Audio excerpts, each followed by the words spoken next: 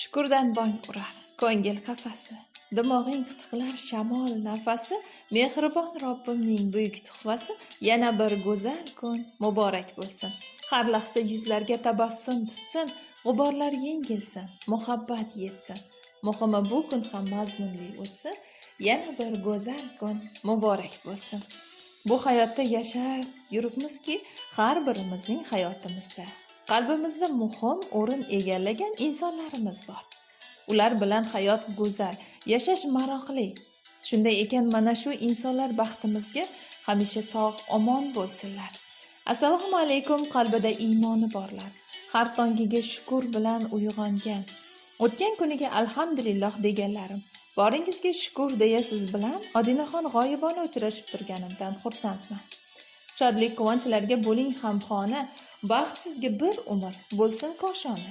Umringiz har kuni bo'lsin shodiyona, tavallud kuningiz muborak bo'lsin. Deydilar o'tkinchi dunyosi bir kam, o'tkinchi dunyoda chekmay g'am alam.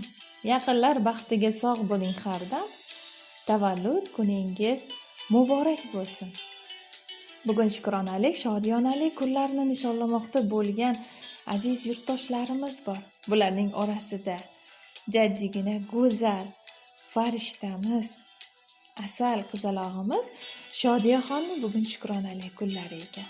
Shu fursatdan foydalanib biz bu insonimizga ikki dunyo saodati, qalb xotirjamligi, sog'lik, salomatlik, a'lo baholar va chiroyli hayot tilaymizda. Ularga sirli bo'lgan g'oyibona qo'ng'irog'imizni amalga oshiramizda. Ularning padari buzrukvorlari, musofirda yurgan dadajonlari Davronbekni dilnomalarini, tabriknomalarini yetkazib, bir ozgina ko'ngillariga shodlik hadya etishga harakat qilamiz.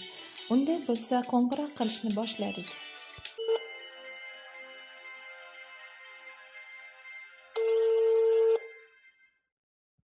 Alo.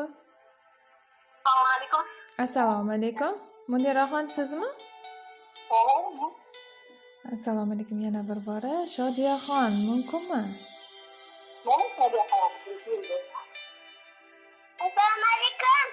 Va alaykum assalom. Asal qizim, shirin qizim, yaxshimisiz? Ha? Sizni bezovta qilib qo'ymadikmi? Yo'q. Men sizga o'zimni tanishtirib o'tay. Salom va tabrik loyihasidan boshlovchi Odina Pez birozgina sizni qimmatli vaqtingizni olamiz, maylimi go'zalim? Xo'p. Bugungi Allohimga Habib payg'ambar